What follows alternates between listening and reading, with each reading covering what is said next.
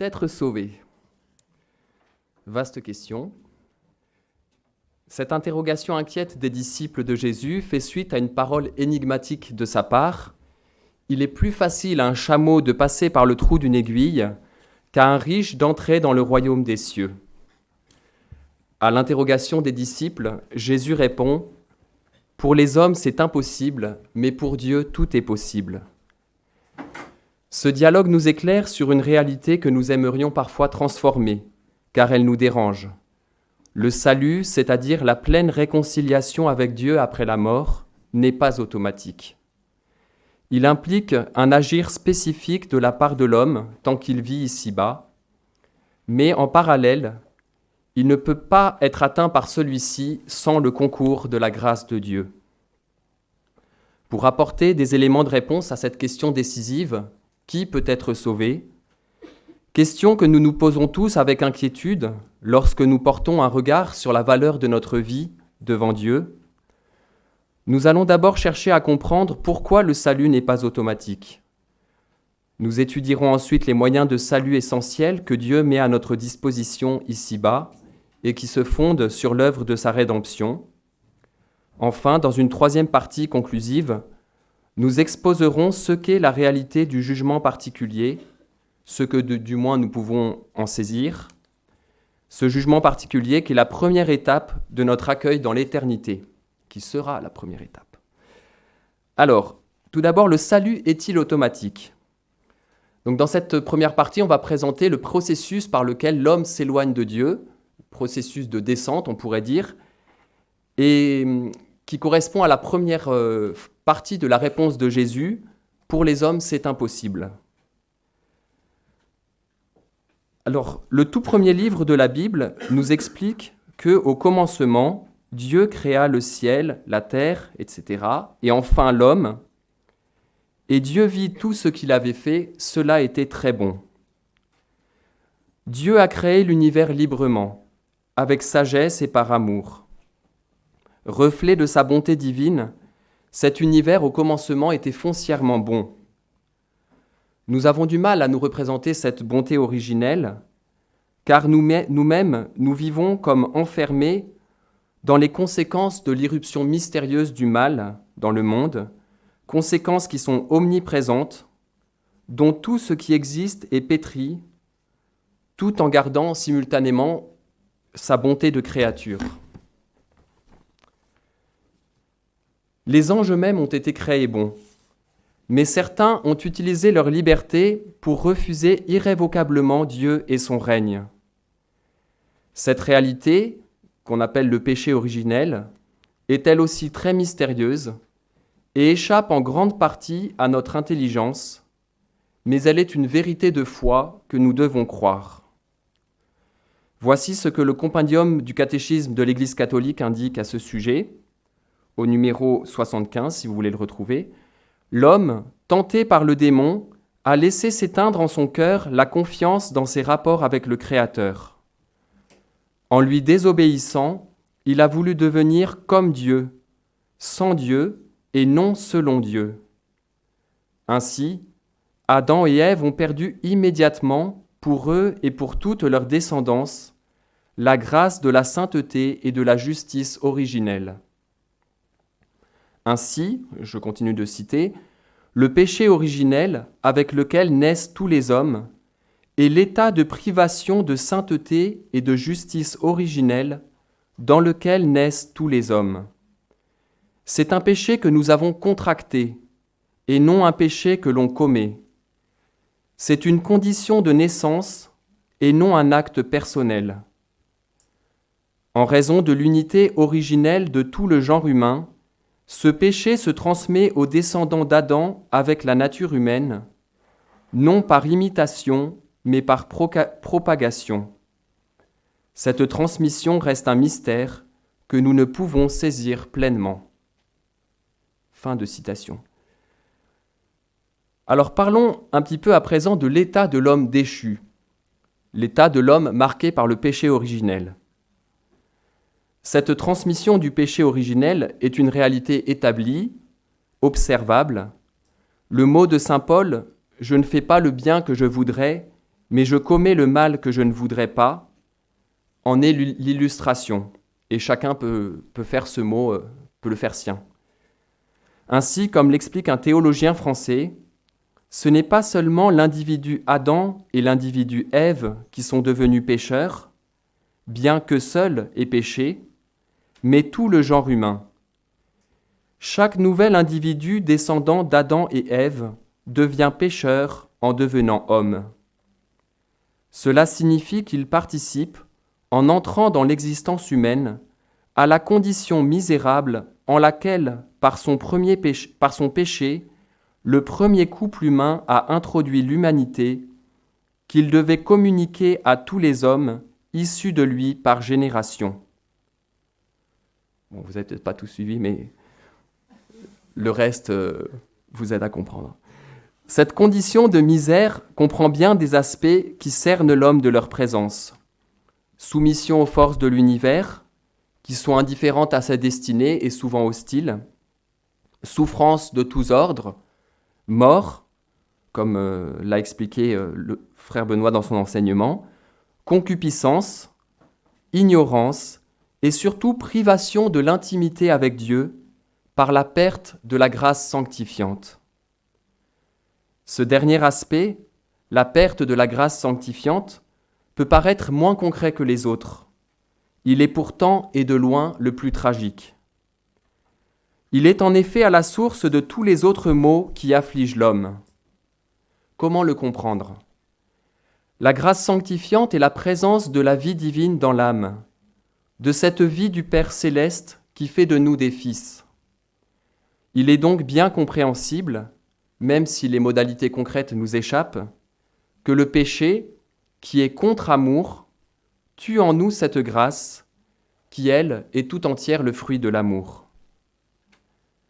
Nous pouvons nous demander ce qu'aurait été la vie humaine si le péché originel n'avait pas été commis.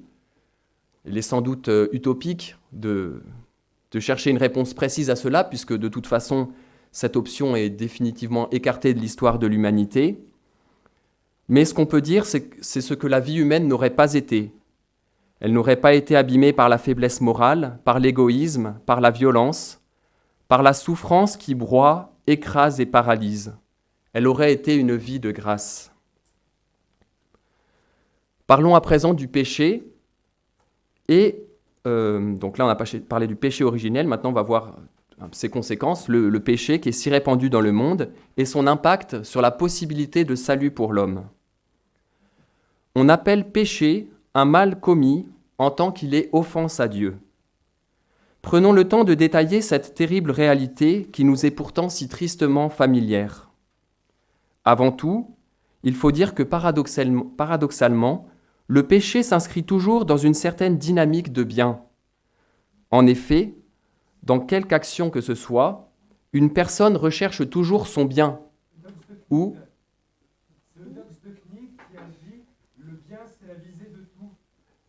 merci pour ce complément, tout à fait. Et donc une personne recherche toujours son bien ou ce qui lui semble être son bien. Par exemple, le voleur qui va dérober l'objet de sa convoitise, il pense servir son bien. Ceci étant établi, il nous faut mentionner que le péché, considéré en lui-même, comporte deux dimensions. Il est conversion, au sens étymologique du terme, et aversion. Conversion signifie se tourner vers quelque chose. Puisque nous marchons toujours dans une certaine direction morale, la conversion du péché consiste à choisir d'abandonner notre direction première pour nous tourner vers une autre direction. Ce qui fait la malice de ce choix, c'est l'aversion. Nous nous détournons de l'orientation que Dieu nous impose en vertu de notre condition de créature, qui est une orientation vers le bien et ultimement vers lui, pour nous tourner vers nous-mêmes sans Dieu. Ce choix dépend étroitement de notre liberté déchue. Comme l'explique le catéchisme, notre liberté est fragile à cause du premier péché, et cette fragilité devient plus aiguë avec les péchés ultérieurs. Considéré du point de vue de son impact sur notre relation avec Dieu, Le péché comporte 3 aspects. Il est transgression, offense à Dieu et contre-amour. Il est transgression de la loi morale, cette loi qui est à la fois inscrite en nous et qui est enseignée par l'Église. Cette loi qui nous prescrit de faire le bien et d'éviter le mal. Le péché bafoue cette loi morale. Le péché est également offense contre Dieu. En effet, il va contre la conscience que nous avons de notre condition de créature, qui est, en tant que créature, nous avons conscience que nous sommes subordonnés à Dieu, y compris dans l'exercice de notre liberté.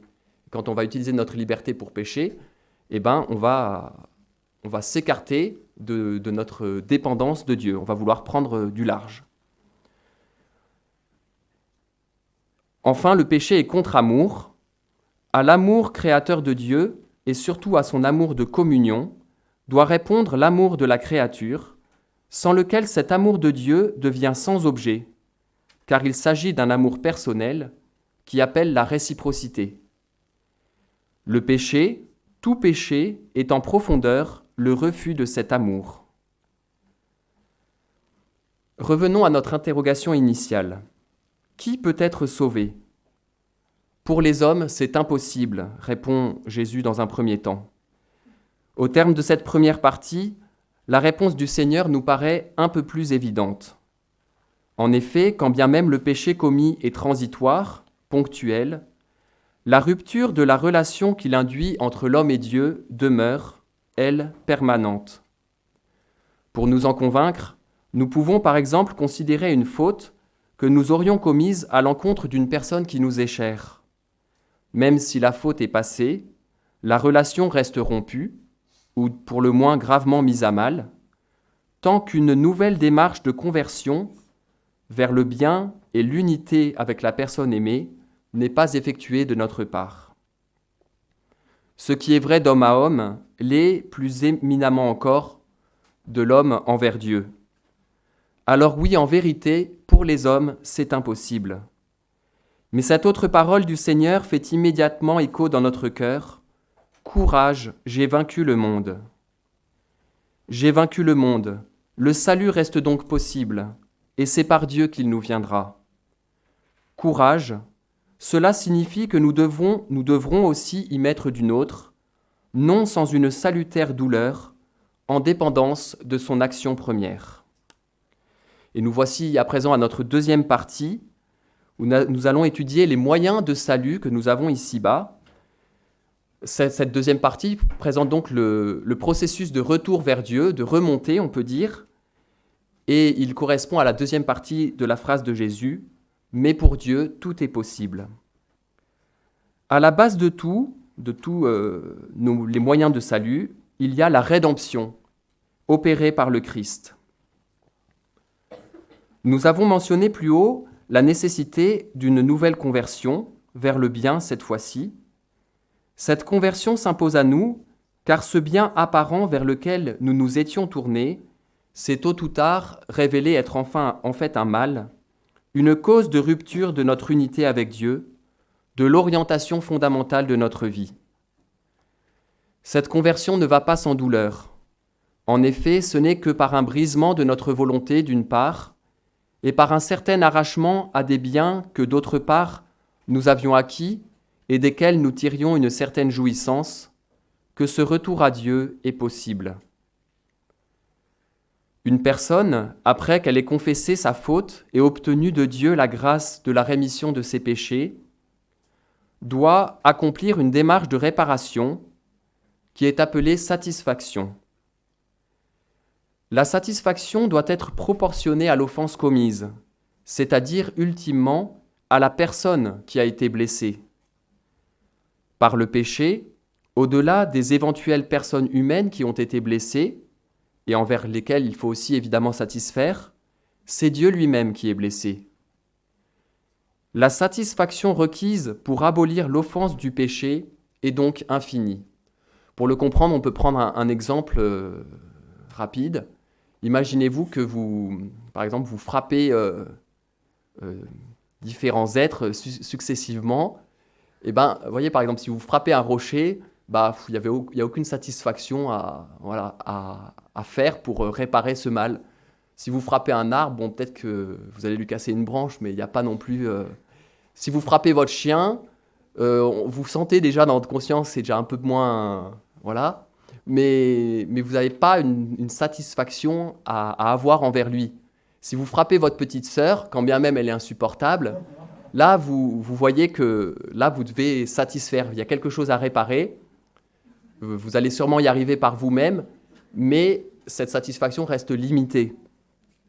Et puis, si vous... Alors, vous ne pouvez pas frapper Dieu, parce que ce n'est pas un être matériel, mais en fait, à chaque fois que, par exemple, vous frappez votre insupportable petite sœur, eh bien, vous utilisez l'être que Dieu vous a donné pour le bien, vous l'utilisez pour le mal. Et donc, dans l'ordre spirituel, vous blessez Dieu aussi. Et donc, vous comprenez que plus on offense des êtres qui sont habités d'une plénitude, plus la satisfaction doit être grande et pour Dieu infinie. Donc, qui peut satisfaire auprès de Dieu pour les péchés des hommes ? D'un côté, seul un homme serait habilité à le faire, c'est-à-dire une créature partageant en plein notre condition humaine. D'un autre côté, seul un Dieu, lui-même infini, serait capable de satisfaire. C'est pour cela que Jésus, le Fils de Dieu, s'est incarné. Ainsi constitué homme-Dieu, partageant la nature divine autant que la nature humaine, lui seul pouvait satisfaire auprès du Père pour les péchés des hommes, de ces hommes qu'il contenait tous virtuellement en lui. C'était essentiellement par sa passion et par sa mort que Jésus a satisfait pour nos péchés. Dans le sacrement de pénitence, la satisfaction que le prêtre nous demande d'accomplir n'est que participation, et participation bien indigente mais nécessaire, à la satisfaction opérée par le Christ. Alors nous allons parler à présent de la passion et de la mort du Sauveur.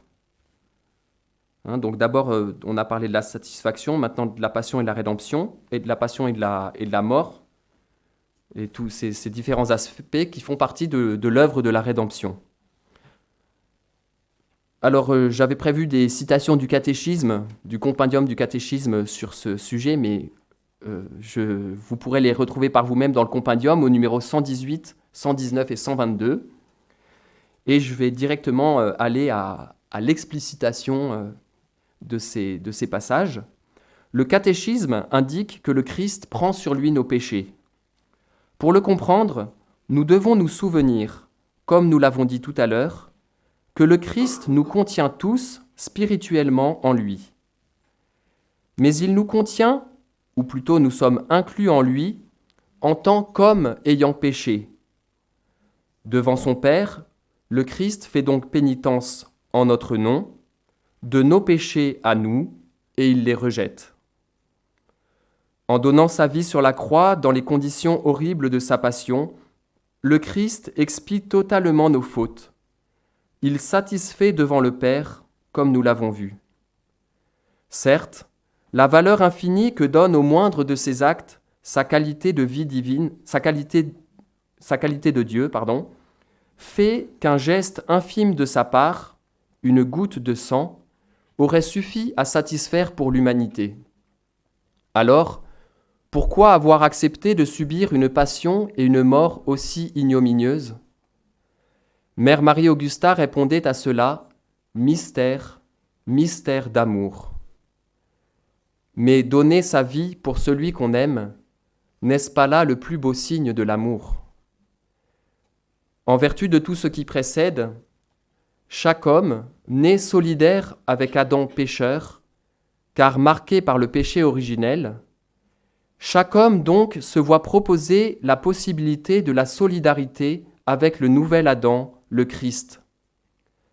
Cette nouvelle solidarité est proposée et non pas imposée, comme l'était la première. Son acceptation se concrétise essentiellement à travers la réception des sacrements, à commencer par le sacrement du baptême. Et donc nous allons à présent parler de la vie sacramentelle. Le catéchisme nous enseigne qu'un sacrement est un signe sensible et efficace de la grâce, institué par le Christ et confié à l'Église, par lequel nous est donnée la vie divine. Par le mot « efficace », il faut comprendre que le sacrement communique la grâce à celui qui le reçoit, par le fait même que l'action sacramentelle est accomplie, indépendamment de la sainteté personnelle du ministre, qui n'est qu'un instrument. Parce que c'est le Christ, dans le sacrement, c'est le Christ ressuscité lui-même qui agit. Pour saisir pleinement la valeur des sacrements, nous devons comprendre que c'est la présence agissante du mystère rédempteur que nous y rencontrons. Il est vrai que, historiquement parlant, la passion et la mort du Sauveur sont déjà réalisées, passées. Cependant, leur vertu, c'est-à-dire leur capacité à obtenir la rédemption des hommes de tout temps, elle demeure.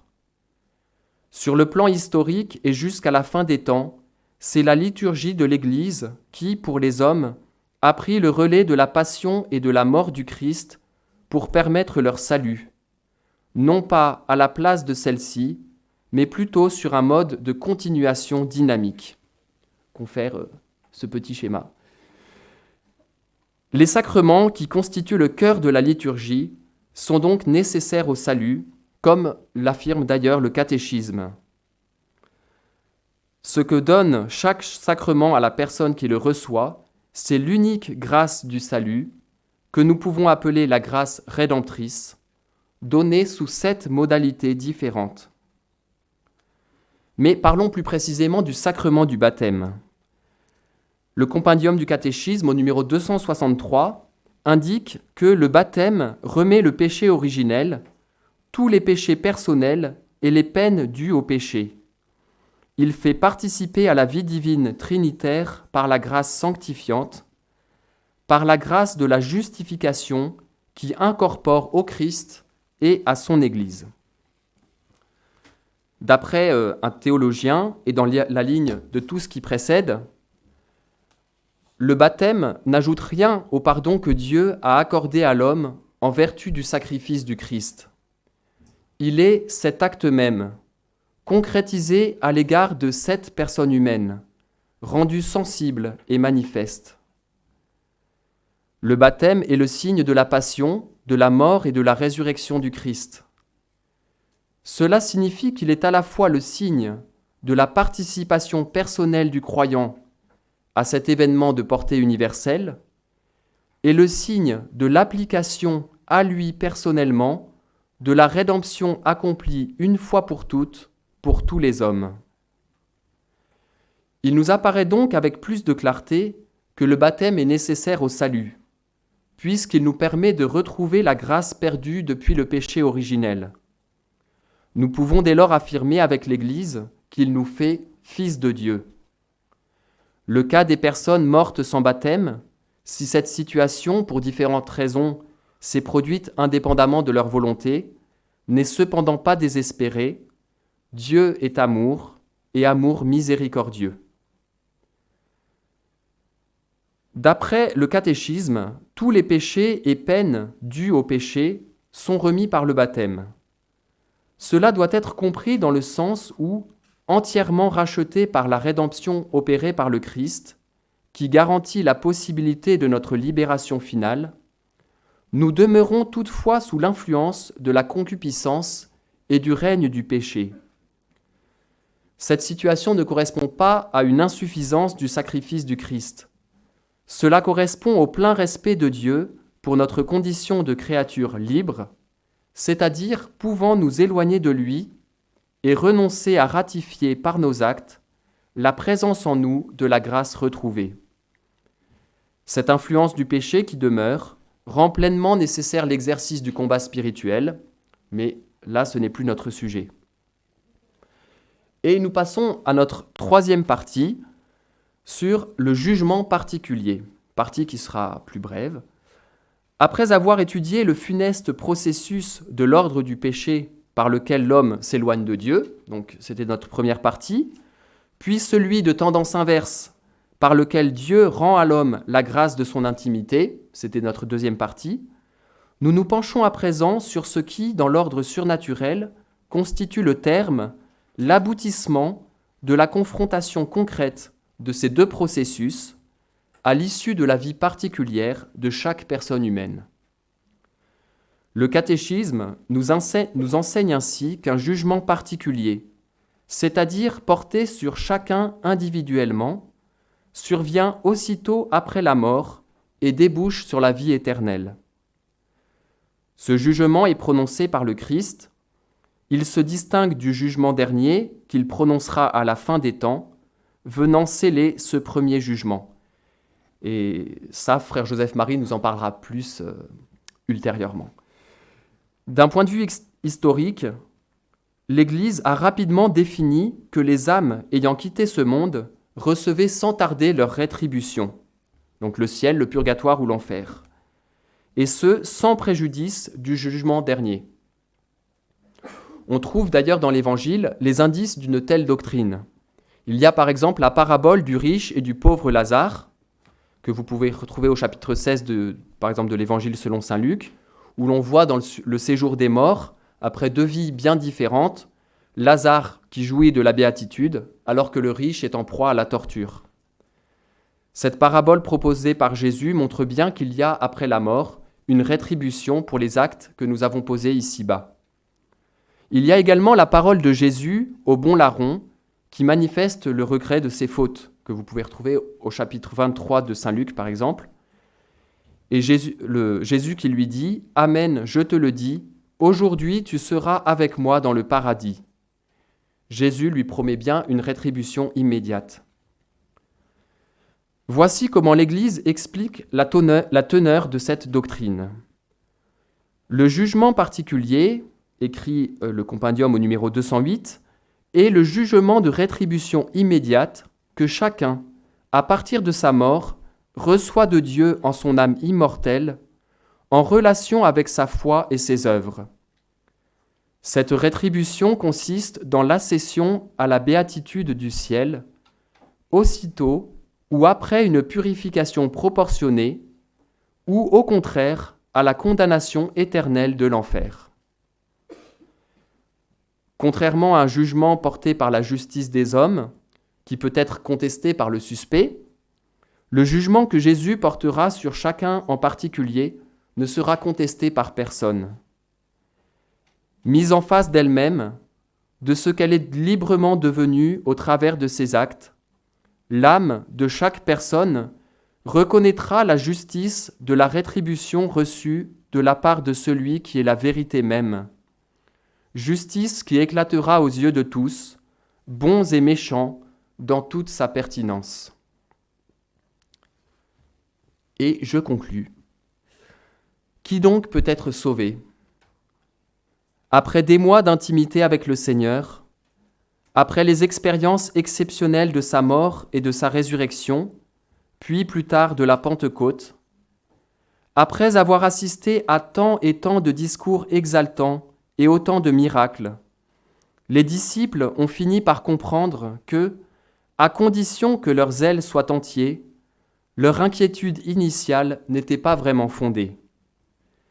Et nous, avec eux, après avoir médité sur les réalités sublimes de notre salut, nous formulons nous-mêmes, inspirés, nous l'espérons, par l'Esprit Saint, nous formulons la réponse à la question que nous posions avec les disciples du Seigneur.